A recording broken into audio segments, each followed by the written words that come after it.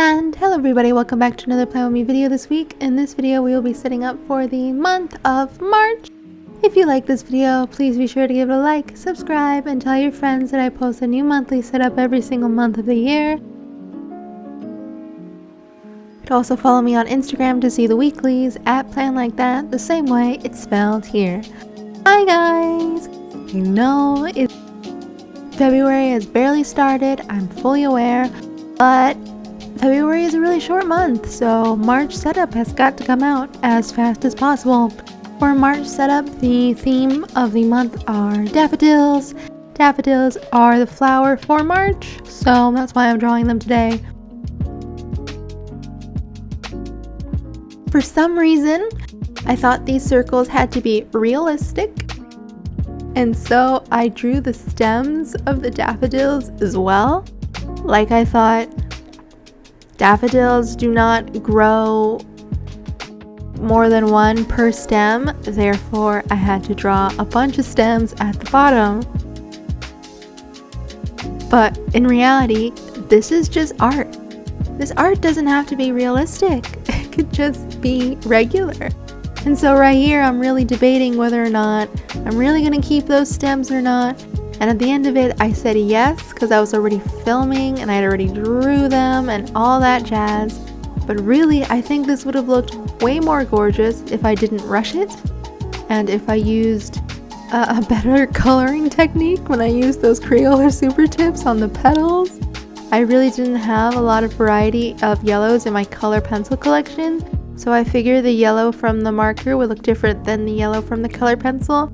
But overall, I hate this cover page. And that's exactly where I was getting at. I despised this cover page, didn't really like it. You could see me hesitating as I colored it. But yeah, not my greatest thing. But this is also the first time I ever drew daffodils. I'm gonna forgive myself. Sometimes you gotta put yourself out there and it doesn't come out great, but you'll learn a thing or two as you do it. I just went in with my micron pen to do the outline for the day of the week. And here's my camera going out of focus, so sorry. And now I'm doing the circle outline for the actual cover page. So that's pretty much it for the cover page. Moving on to the layout for the month. It's almost a perfect month, just like February, except there's, 3 days too much. I always start my month on a Monday, which is why these 2 months have been perfect or nearly perfect. But now my weeks are starting on Sundays. Sunday is now a work day for me. Tragic. But Fridays are no longer a work day for me, so my weekend has literally shifted. I don't think I'm going to change anything in my bullet journal though.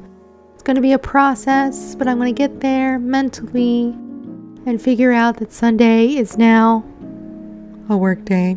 I'm trying to color in the daffodils on this side of the calendar a little bit better than I did last time, but at the same time, I'm really scared that if I overlap the marker too much, that it's going to bleed through the other side, and I really don't want that to happen. So all the white space that I'm leaving behind is because I'm too scared to go over it. I really don't like it when markers bleed through the pages. These are really thick pages, by the way. They are, I don't remember exactly what weight, but they're from Kitty Qualia over on the Etsy store. Kitty Qualia, and she sells A5 paper, and they're really thick and they come gridded already. I think it's dot grid, and they also have like the graph style grid as well. So I use her paper, I fold it in half, or I ask her not to hole punch it because she usually hole punches it for the Filofax binder. So I usually ask her not to hole punch it, pretty please. And then I fold it in half and I round off the corners, and then I make my book for the month. And it's just so much cheaper than buying I don't want to put any company on blast, but you know I'm talking about the Archer and Olive. Because these pages are like, I feel like they're as thick as the Archer and Olive pages, but they were way cheaper. Of course, my money is spent instead on the time it takes to sew the pages together, and because they're originally A5 pages and I'm folding them in half, it's now an A6 notebook instead of an A5 notebook.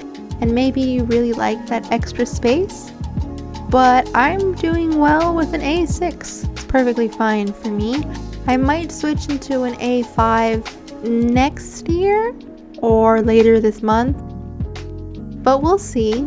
I was trying to find a really nice A5 notebook at Daiso, to be honest, something with really thin paper and stuff, but I couldn't find one. I found one previously a couple years ago and it was great, but I'm running out of pages in that, and so I was gonna replace it and there weren't any.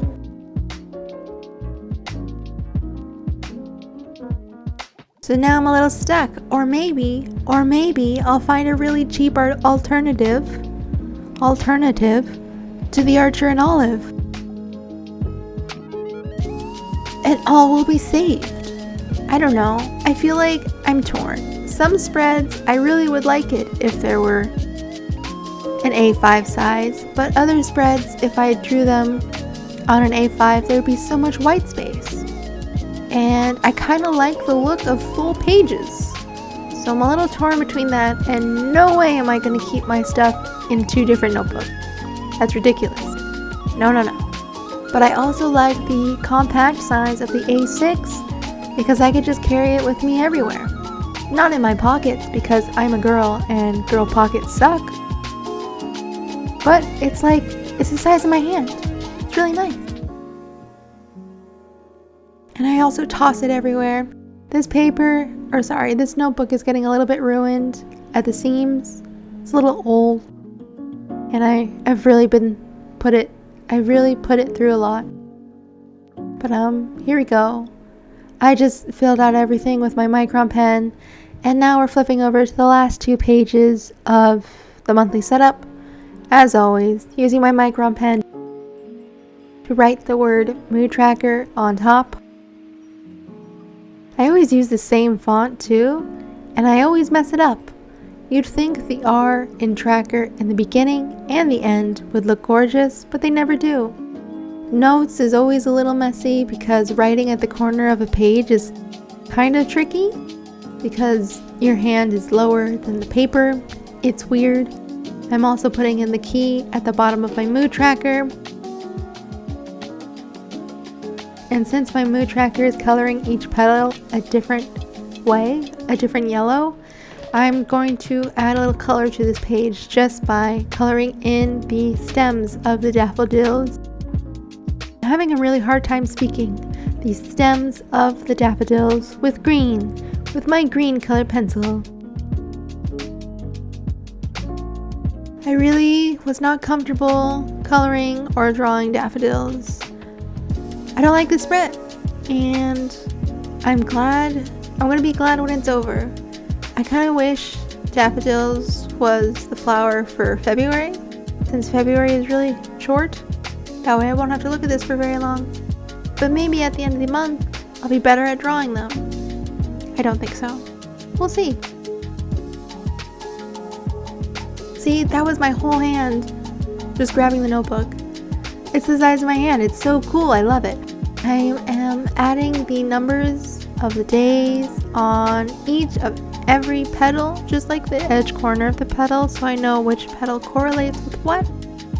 And then I'm going to fill in my tracker with yellows.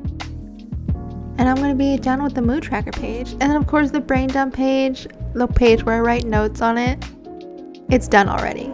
I leave all that empty space for me to use. I had one extra petal, so I think I went ahead and colored it. Yep, I did color it. I just colored it, for an example, I guess. And of course I made that color the super happy color, because why not?